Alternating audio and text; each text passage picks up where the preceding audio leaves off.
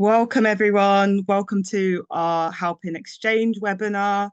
I'm Asara Otobo, and I'm really excited to be able to talk to you today about a brand new piece of research that we have done. So let me talk you through what we'll be sharing today. So we'll give you an overview of our report. So our report into how universities have responded to Black Lives Matter Revisited. I'll talk for about 10 minutes and then I'll hand over to our amazing panel for them to share their thoughts on the report as well as the topic in general.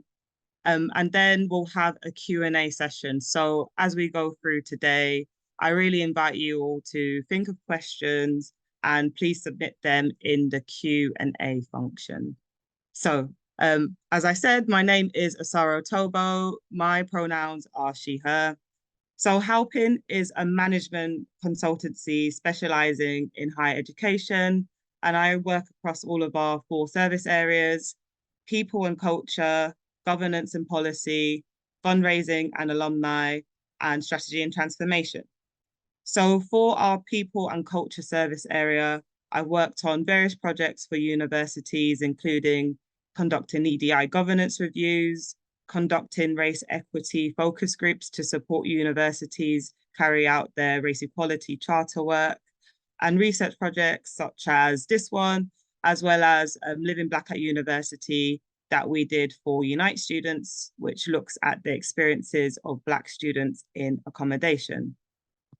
So for this particular research project, I was the project director and lead consultant. And back in 2020, I had authored a research report that assessed the initial response and actions that universities took on Black Lives Matter, which put forward recommendations and highlighted best practice.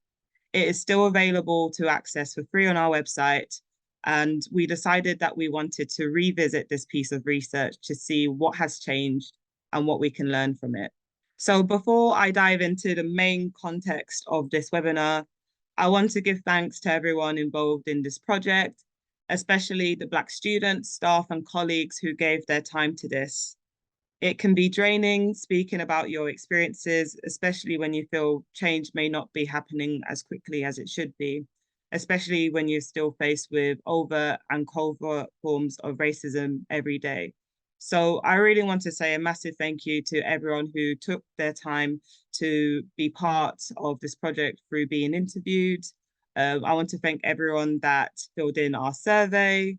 I want to thank everyone that was involved in our roundtable discussions and conference sessions. And I want to thank the Helping team for their support in allowing us to do a research project like this, as well as putting on this webinar. And I'd love to say a special thank you to my former colleague, Lenny Greaves, for working alongside me on this project. I'm very grateful for your valuable support and contributions. I really wanted to start this off by sharing a quote from one of the interviews that we did as part of this project. I'll read it out for you now. We could learn a lot from the way we want our students to be, in the sense that we always tell our students, don't be scared of failure. Fail forward, fail and learn. Failure is the first attempt in learning. All these sorts of ways we try to demonstrate to our students not to be afraid of failure. Then when it comes to race, we are so scared we stay still. And this was from a Black staff member who wishes to remain anonymous. So the reason why I wanted to pick this quote is because too often I hear and see progress being put on hold because there is apprehension on whether the outcome will be perfect. Sometimes we forget that we can learn from our mistakes and make improvements as we go along. I've heard of some universities not starting work on anti-racism and racial equity work for many reasons, including we're too white to carry out this work. We don't really know what to do. We don't have the right resources in place. If we get it wrong, we will give a negative impact to our reputation. So whilst it's valid to have concerns and fears, I'd really like to encourage everyone here today not to let that hold you back. Black students and staffs staff members shouldn't have to wait any longer for change so that they can have an equitable, positive experience in higher education. So please use this day and this report as a point of reflection. What changes have been made in terms of anti-Black racism work in your institutions and student unions? Have you been able to fulfill your commitments you've made? Did something not work well? Why was that? And what could have been done differently next time? Are you unclear about what your institution's strategy is regarding anti-Black racism? And are you unclear about what you can do personally in your own role day to day? So when we were thinking about doing this research project, here are some of the aims that we felt were really important to have. We really wanted to elevate the voices of Black lives in the sector. We wanted to make sure we spoke to people with real lived experiences to help inform our work. We wanted to highlight insights from those carrying out anti-racism work in the sector. We wanted to ensure we made space for people working inside institutional structures, as well as those working outside of those spaces to help those in institutional spaces. We also wanted to use this as a chance to reinvigorate and sustain momentum for anti-racism work by sharing challenges, reflections, and recommendations. So when you have a read of our report, you'll also be able to see, alongside our recommendations, case studies to help show you the ways that change could be made where you are. So the methodology, to get a good assessment of what has happened over the past 4 years, we spoke to a range of people. We spoke to leaders from universities and student unions. We spoke to universities from different parts of the UK and from different mission groups. We spoke to change makers working outside of the traditional structures of universities and SUs. We also spoke to trusts and foundations that are working alongside universities, and we spoke to Black staff and Black students. And aside from our interview insights, we looked at what was made publicly available. This gave us a really good insight to what students and staff may be able to find out on their own about their own institutions. So when doing this work, we wanted to figure out, has there been much change? And if yes, what has the trend been? And this is our own assessment of what we think the trajectory of the university's response to Black Lives Matter has been for the HE sector. So in 2020, I think we all could recognize that we saw a surge of activity in response to the Black Lives Matter movement. We saw some universities engage in some actions, which some may deem as performative. We've seen some people make pledges of support. And then we saw a limited amount of strategic action and planning. Some institutions took the initiative to create or adapt strategic plans and infrastructure, ensuring that they involved key stakeholders in the process. And some hesitated. Some felt that the issue was too political, and we saw some defensive reactions too. We also saw that there was a sudden rush for people to attend EDI training and anti-racism training too. For many higher education institutions, it was the very first time that they were openly talking about anti-Black racism and admitting its very existence in higher education. This turn of events felt very validating to many Black people who had been talking about racism for years. Equally, a lot of Black people were very wary or skeptical about whether anything would actually truly change. So as we look at the years since then, in 2021, we did see some conversations around anti-Black racism persisting, with some people progressing to make strategic plans, while some may have just resorted to having ad hoc conversations around Black Lives Matter without deep-rooted plans for change. And in some places, we saw a stop in conversations or publicly posting about updates on what work they've done in relation to supporting Black lives altogether.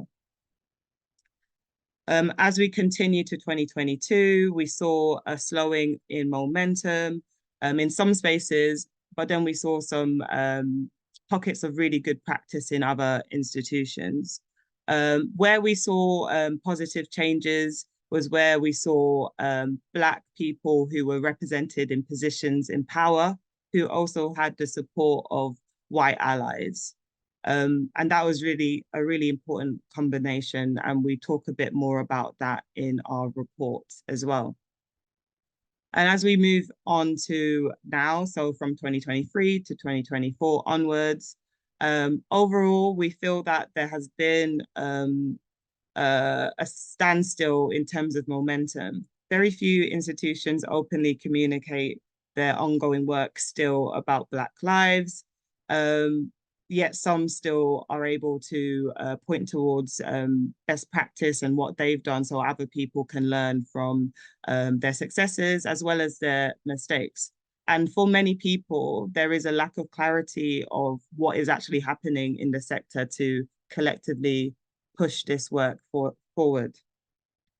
Another quote I would like to share, this is the work that needs to be reflective of the futures we want to see. Do we want to have innovation at the forefront of everything we do? If so, we need to invest in diversity, investing in leading Black voices. Without money behind our interventions, then how can anything be done sustainably? So when we were talking to Black staff, a lot of them were frustrated about their progression. Some of them felt as though they were more than capable to be in managerial roles. However, they were lacking the correct support and infrastructure to help them get into those positions. And that's also another thing that we explore in our report as well.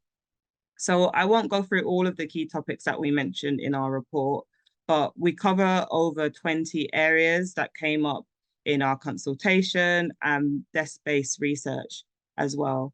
And we definitely encourage you to go through the report and see how anti-Black racism can be embedded in all parts of both staff and student life.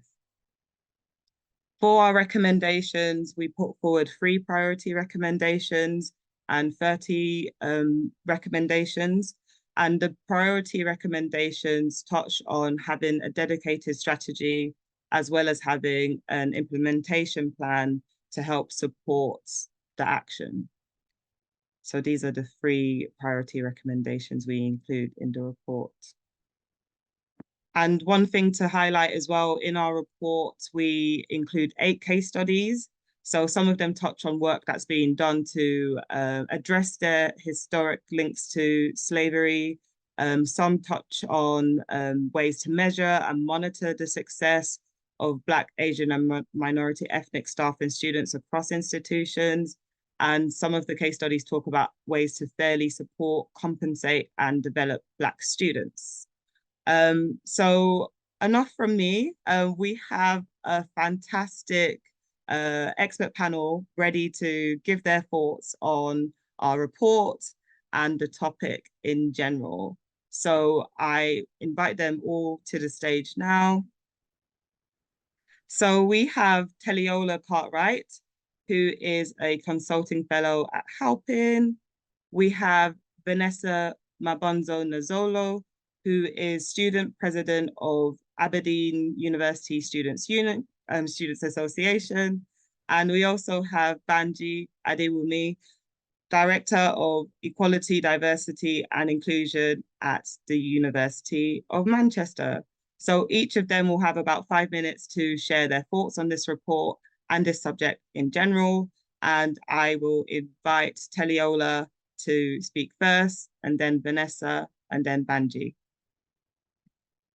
Good afternoon. Thank you very much. I'd like to thank Osaro and Halpin for carrying out this important work and producing this excellent report. I've been asked to keep this brief, so I will just pull out a couple of key points on the report and more broadly on the sector's response to Black Lives Matter. So for many of us, it's easy to be pessimistic about the sector's response to Black Lives Matter. Racism is still a part of the everyday lived experiences of Black students and staff, manifesting in subtle and overt ways within academic and social environments.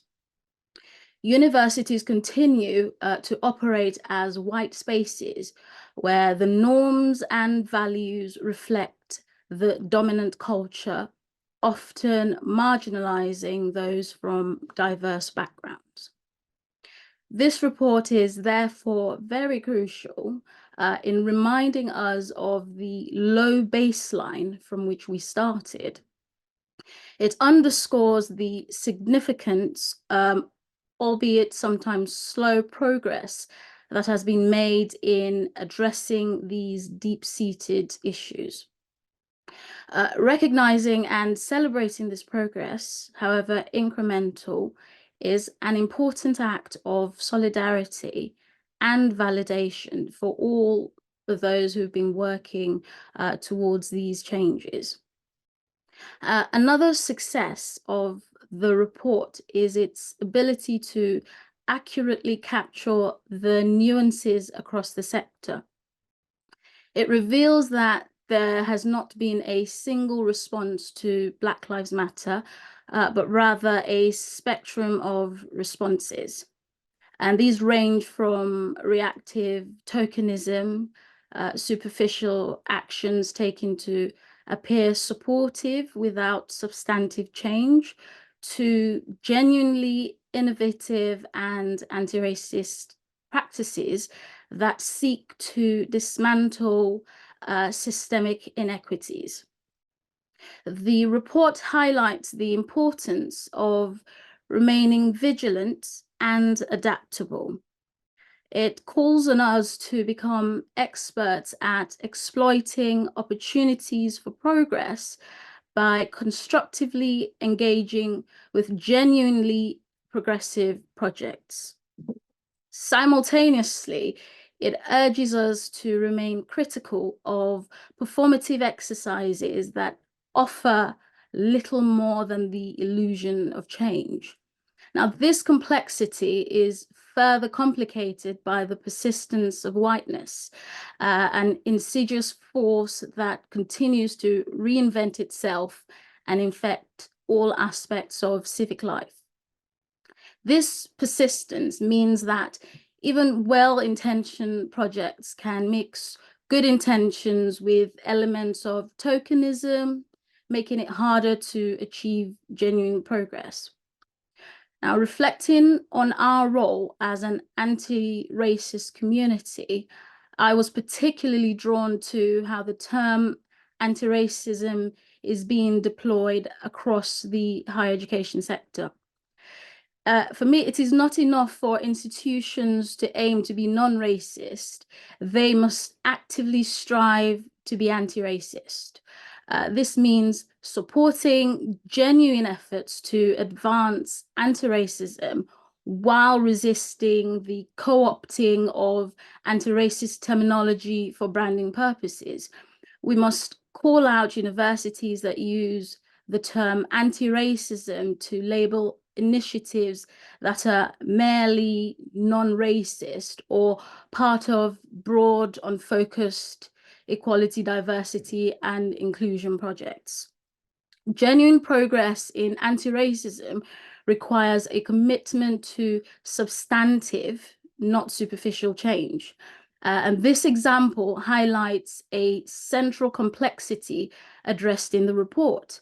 So there is both reason to celebrate successes and reason to criticize performative actions.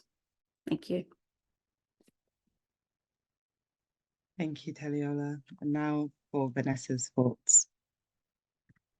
Thank you, Sarah. Hi, everyone. My name is Vanessa. I'm a second-year student president from Aberdeen University Student Association.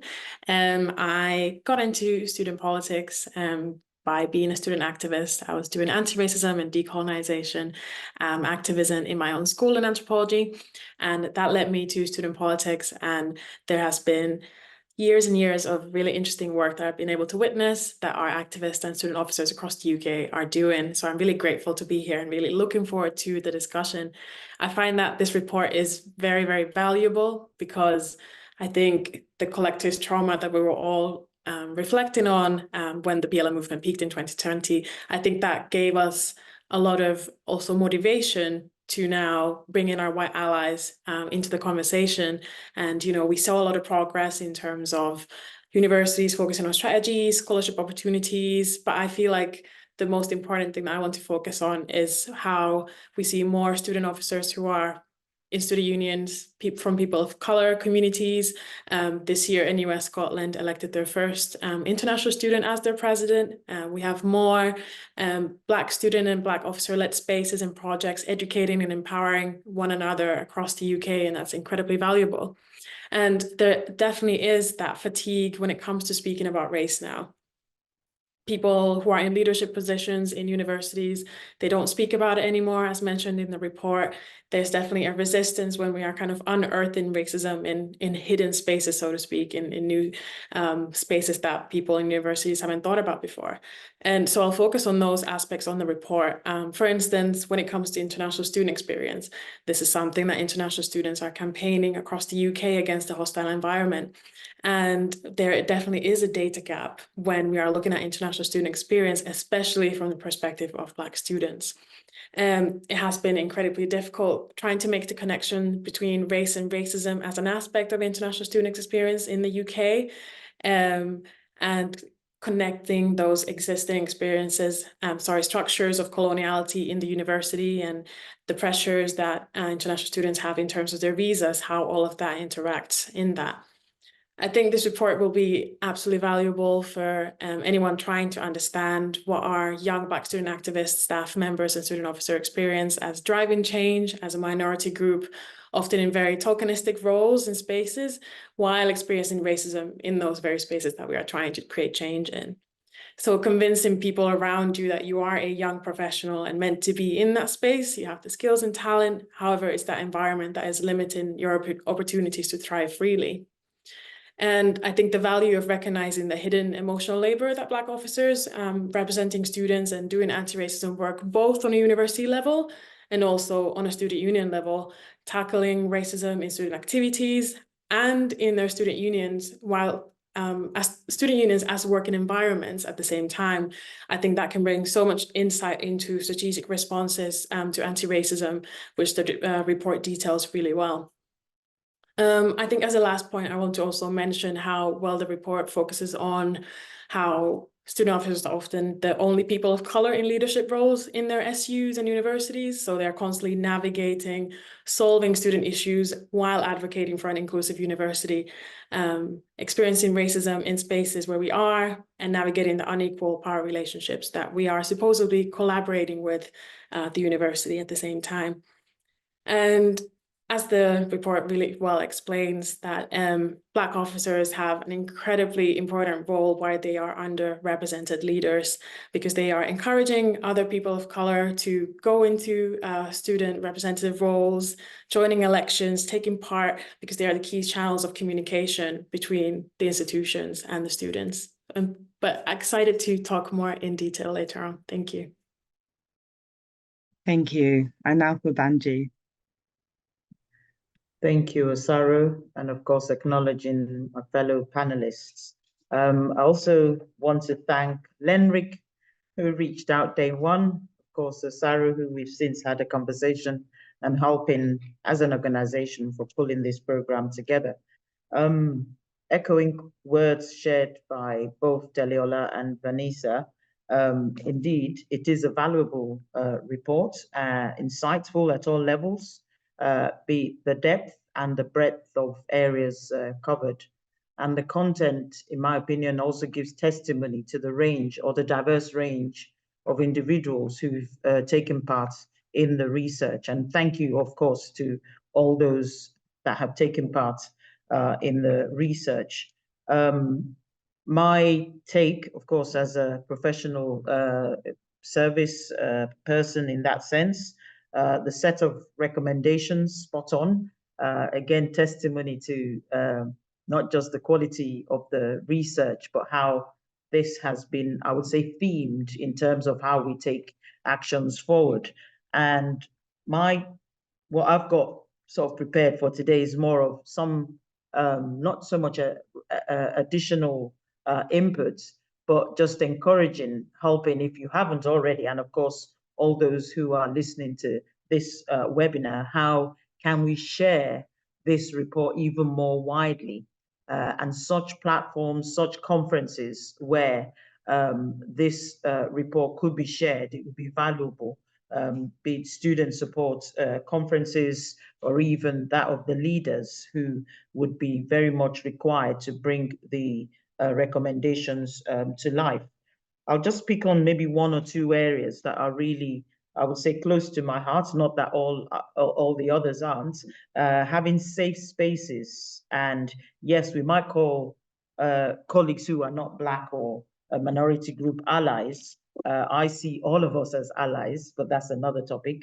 But that aspect of safe spaces, Vanessa, you did talk about the emotional labor, and indeed, yes, there are some professions that evidently comes across that, oh yes, as a nurse, as a midwife, as a doctor, as a teacher, there is emotional labor in doing what you love to do. But be you a student, be you a fellow, be you member of staff or a lecturer that is Black, and I'm intentional about using the word Black, there is that added burden that you do carry, be it even in an area that is diverse. There are many tasks that you're called upon to do or expected to do because you are, in some cases, the only one or one of the few that are in that particular post. Another thing that I would also want to, should I say, acknowledge is the percentage. That's from my perspective. I do love data, be it quantitative or qualitative, and even silence is data. And it struck me the percentage of those respondents who would say, I don't know, I don't know.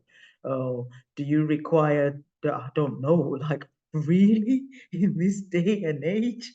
With, apart from other global phenomena that has since come onto the table on top of Black Lives Matter, any practitioner in any field, or even a student, or even a leader, I would say the need to what's the word? Continuous learning, I would say, should be a value or a skill embraced by all. So even that in itself got me curious in terms of, oh my, we do have a lot of work still to do. And then the third, and after which I'll just round up briefly, is the aspect around dealing with racism complaints. Because many a times, and I say this having worked across some other sectors apart from HE, in terms of there is a level of competency or skill that is required, because you may well have the best process in place, the excellent processes in place, but there is the need, should I say, of the upskilling of colleagues. And please don't tell me it has to be a Black person to deal with a racist complaint, please. We've gone past that. There is the need for us to upskill our not just frontline staff, and of course many will be pointing to HR and people and OD, but people managers in general to be able to deal with complaints. It's linked in with the aspect of safe spaces, as I mentioned earlier, recognizing the need for, and I'm going to end with self-care, the need for energy replenishing, and of course, energy conservation. These are two words I take down, oopsie, sorry, that was my timer, with regards to us navigating the terrain as a Black person in HE. And I'll stop there. Thank you yeah. Thank you to our amazing panel. It's been really brilliant to hear what you think about the report and how it links into your own roles, whether it's in your institutions or as your roles as a consultant working with other universities. So one of the questions that I'd like to open up with, and I encourage the audience to use the Q&A function to input your questions. So is there any examples of best practice or good practice, I should say? Because sometimes when someone asks me what is best practice, I find it really hard because things aren't perfect, but there are some examples of good things happening. Are there any examples that you would like to share from your own institutions, from your own SUs, or from what you've seen elsewhere in the sector? And I will start off with Teliola, if you'd like to answer that. Sure. I think this example will be one that you're quite familiar with, Asaro. And I think that was a Black student advocate at University of Northampton. And that initiative was it was the first of its kind at the institution. But what it did was it allowed, Black students that power, to speak to those in positions of power about the pressing issues that were coming directly from students who had experienced difficulties, racism, whatever it was, through their student journey. And I think that when we have forums like this, they're very, very important. But also when Black students take that time to come out and have conversations with people in positions of power, it is important that those people then do what it is that the students ask for, because the best places where you have those sort of transformational changes is when not just the talking is done, but then there's an action that backs it up, so that the students can see that, we're taking seriously, and I think that the Black Students Advocate initiative came about as a result of the recommendations of the Living Black report, which we had, done previously. So in my mind, that's one that comes to mind. I don't know if anybody else would like to.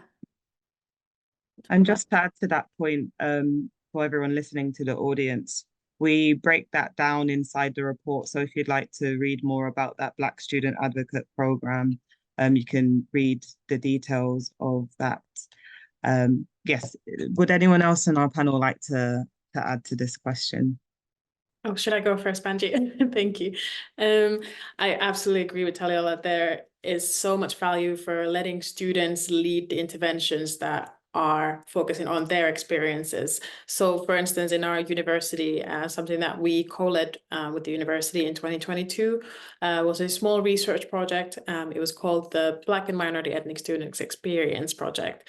And basically 2 professors and myself applied for funding, and we were able to recruit students who experienced racism. So there was different ethnicities, and basically to let them research their own schools and their peers' experiences. And the report findings are amazing, because not only were they reflecting on their own experiences, but how they relate to their own schools and how their colleagues feel, but then it really showed the kind of intersectionality and experience and the difference between, let's say, Black home students and Black international students, and the kind of shared concerns there. Another one from Strathclyde Student Union, for instance, is the Diverse Leadership Program that was started by an international student who then became a student officer. And basically, she wanted to create a space where international students could pursue leadership roles, where training for leadership roles, and explore different opportunities that they didn't see themselves represented in at all. And it's kind of like getting your peers showing those experiences and sharing what they have done as well is so incredible when you get alumni involved too. So I would definitely say that not only trying to include student voice, but actually putting that funding into the hands of students and letting students lead it is absolutely valuable. Excellent.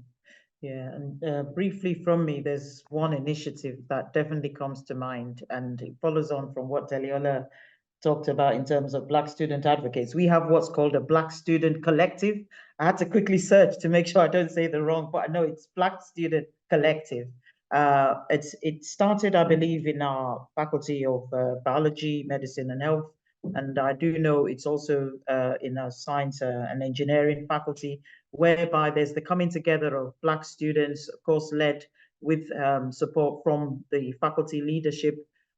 There's the call out to Black leaders in the organization, be they academic or professional services, coming together, not just for the social, but in terms of empowering, identifying what their priority needs or areas are, and addressing that in a collective manner.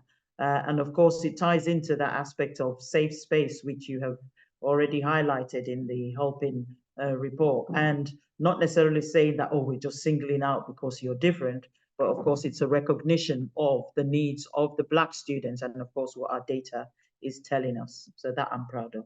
Thank you. Excellent. Does anyone else want to add? Yeah, sorry, I just also wanted to add, the Black student advocates are also paid. And I think it's really, really important to talk about this. It's not free labor because this is emotionally intensive, the sort of work that they're supposed to be doing. So I think when universities are putting resources in, they need to consider the fact that, you know, these roles are not they're not voluntary roles, they need to be paid.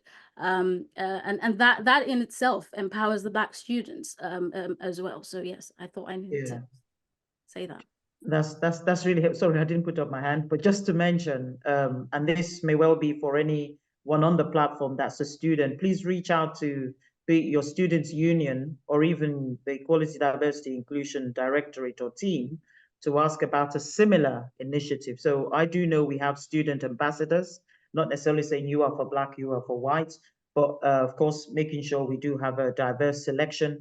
And true to the point that you've raised, Aliola, we do have I'll call it a payment that is also afforded to those individuals. Yeah. Mm-hmm. Brilliant. Thank you, everyone. There's a question from the audience I'd like to read out. So it was really interesting to see the trajectory of approaches and attitudes from 2020 to 2024. Where do you think the sector might be heading next? So panel, where do we think the sector is heading? If I may go briefly again, hopefully to kick off the thinking. And I say this because we are in, and I'm not using this word flippantly, unprecedented times. We used that in the time of COVID. And at the time, we may have been in a position to count the number of challenges. I would say 2024, we're unable to count the number of challenges. Matters Middle East, matters Russia, Ukraine, matters pro-life or not, matters I could continue to mention, have brought to the fore the need for intersectional approaches, intersectional lenses, yes, even to Black Lives Matters, and how, for instance, the interwoven matter of faith into my ethnicity matters, work-life balance into my ethnicity, be you as a worker or even as a student, what's it called, cost of living, how that has an impact on a Black student or a Black professional even, regardless of your grade. All these are matters. So in terms of what next, I would say a variety of matters that would require proactivity, would require foresight, would require preparedness, and indeed, definitely a recognition that Black lives do matter. Okay, so there are a few things here. I think that COVID showed us that institutions can flex on certain things and do it really, really well. So I think that the key thing to do is to get away from the position where everybody thinks that institutional policies and requirements are somehow divine ordinances. And we kind of need to take a leaf from kind of the COVID book when it comes to challenging institutional practices. I mean, I think we've come a long way from, you know, pre murder of George Floyd. We still needed to convince people, especially those in the higher echelons of university, that institutions of HE was institutionally racist. But we moved on from that. But it just feels like the momentum is sort of dying. And I think the reason that it feels like it's dying is because those who hold power do not take this seriously anymore. It's no longer the buzzword. So moving on, I would say that there needs to be buying from the top, one. Secondly, resources need to be put into this.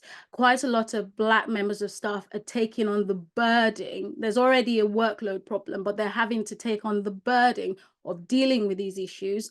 And when the issues are not dealt with properly, we have things like performative actions, which then takes our discussion backwards. So we think that we've moved, but then when somebody who doesn't really understand and just does something tokenistic comes, when that person leaves, that they've left us with a worse off situation than we originally had. So I think I hope that answers the question. I know I've kind of thrown this out much wider than it needed to, but that was my thought on that. I think you've captured it very well. Thank you. Vanessa, would you like to add to this? Sure, I could just say really shortly, mine might be more about hopes, where I'm hoping that the sector might be going next.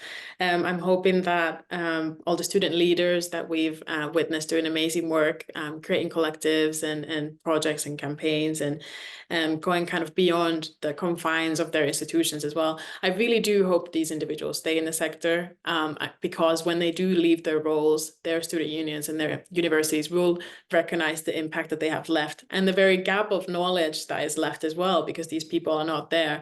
And not just knowledge, but really who are the people who are doing the work. And unfortunately, it's mostly who are Black individuals who are in student officer roles or in other student activist roles. So I really do hope that they stay in the sector and will be able to kind of like change the institutions from the inside with the help of our allies, whoever they might be, as Banji's mentioned. However, there's definitely kind of disillusionment to politics and to, you know, your institution's responses. So I do hope that we won't lose the kind of collective motivation to change things at the same time. Thank you, Vanessa. So we have another question from the audience. I'll read it out, and maybe this is a question you know, Banji, but if anyone else wants to add, please do.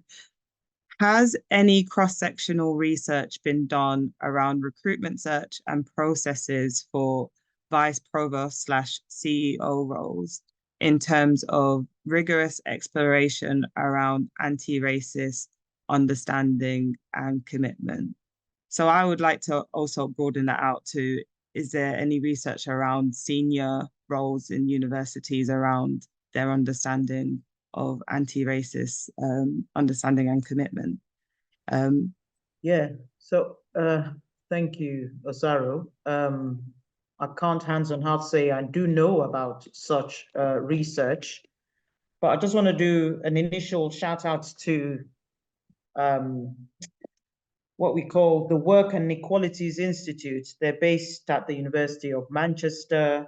Part of the work that they do is very much related to work, inclusive practices, and quite recently they are sharing with us findings from a research about the benefits of staff diversity networks. So I see them as a possible organization that could explore this, if not already. Having said that, of course, we're aware of CIPD and the work they also are continually engaged in many areas, including recruitment. And I know of a report that has been used by many a sector in terms of ensuring inclusive practice. But I guess the summary in response to this question is that it's very much needed, I would say. And if there is any researcher on the platform, a possible point to explore. And why I say that point with excitement is because I myself have worked across sectors, and I guess some of us won't be surprised to realize, or if not know, that sadly the challenge around underrepresentation of Black people in leadership, the emotional labor in just navigating the workplace or even the educational or whatever public sector is still there, sadly, 2024, and the need to explore how can we have not just anti-racist organizations by virtue of the statements, but also in practice, in values that are brought to life, and even indeed the experiences of not just the staff, the students, the service users, but even the community around which each of these institutions stands. So that would be my response. Thank you. Thank you, Banji. That was brilliant. And also, I think it also highlights how there may be pockets of good practice in other institutions and why it's so important for us to be able to talk to each other and share what we're doing. And then also the question, I think, really highlights the importance of having more research about specific aspects of inequalities that are facing Black people. Like, for example, I mentioned the research we did for Unite students on living Black at university, which looked at the experiences of Black students in accommodation. That was the first research of its kind. Yes. And it's really led to some brilliant work. So hopefully there could be some research in the future looking at these senior positions in the same way. So a question that I'd like to ask of the panel, are there any common challenges that you've seen, whether you've done it in your own institution or in your SU or you've seen elsewhere, that you see people say time and time again as challenges to stop them from doing anti-Black racism work or anti-racism work in general? And if so, what were those challenges? And if you do have any insights on how we can tackle those challenges, please do share. But I think it would be encouraging for the audience to hear challenges that other people may be facing and they're not alone in that space. I'd like to open it up to whoever would like to go first. Teliola. I think for me, it's been buy-in from the top. So when we've worked with institutions, the institutions that have made the most progress in terms of their sort of approaches to anti-racism or even challenging racism within the institution, those institutions where there is buy-in from the top. So the vice chancellor is interested in what's going on, and they're putting resources and making sure that some of this is workloaded. Those institutions, so I would contrast those with institutions that I've worked with where there hadn't been buy-in. So it was more of an initiative pushed from the bottom of the institution. So it could be the members of staff and students trying to, push or challenge the institution to make a change. And it's been really frustrating to get any sort of change to happen in those sorts of institutions as compared to the ones where those in positions of power recognize the importance of having a diverse staff, having listening to Black members of staff, and also actioning the issues that they're troubleshooting. So that, just off of the top of my head, that's one. And I think that particularly stayed with me because it felt like hitting your head against the brick wall, especially from the institutions where there wasn't the support from the top, because there was all this well-meaning and hardworking Black staff who could see what the problem was, who'd spent hours and hours on end filling in surveys and having meetings and expressing all of this stuff, and they just feeling frustrated, and in some cases even having to leave the place of work just because there wasn't progress. So that's what comes to mind on that issue.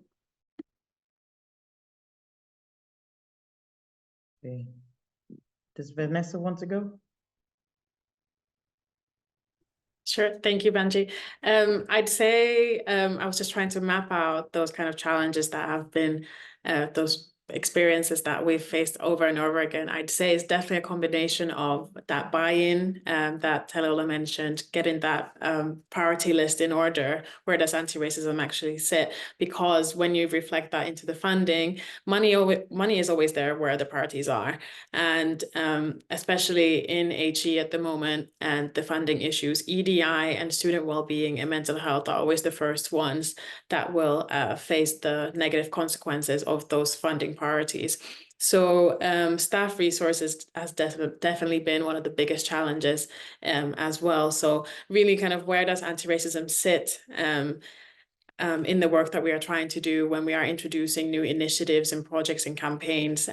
Because also, as you might know, Banji, in a lot of universities, anti-racism still kind of sits in the EDI, which sits in HR. And while we're trying to make something collective in anti-racism campaigns for, let's say, for student well-being, then there's another question of where should that work sit and who should be doing it. Another challenge would be then for Black student officers, our objectivity is then questioned when we are asking for that funding for a priority that would be for Black students, which would affect positively all people of color. However, yeah, it's questioned whether that is a priority for all students at the same time. Yeah, and just briefly, and I'm glad I did allow both yourself, Vanessa, and Taliola to go before me, because my response would be, yes, there are challenges, which I will touch on some. I totally agree with what my colleagues have said. But of course, doing a quick shout out to some of the things that are happening in the University of Manchester. So with regards to the EDI agenda, there is buy-in from the top.